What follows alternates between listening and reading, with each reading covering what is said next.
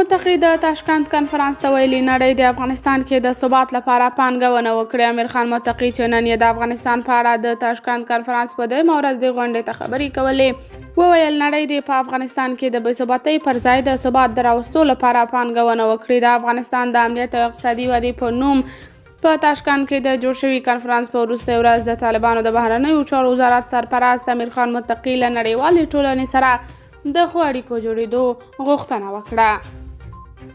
هغه د غونډې ته په خبرو کې وویل لویه خبره دا ده چې موږ دنیا ته دا پیغام ورکړی چې موږ نړۍ سره مثبت تعامل غواړو.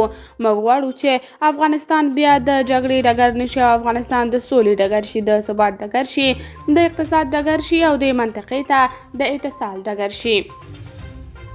امیر خان متقي له امریکا متحده ایالاتو هم غوښتنه وکړه چې د افغانستان کنګل شوې پانګه آزاده کړي او ترڅنګ یې پر دوی لګېدلي بندیزونه پای ته ورسوي.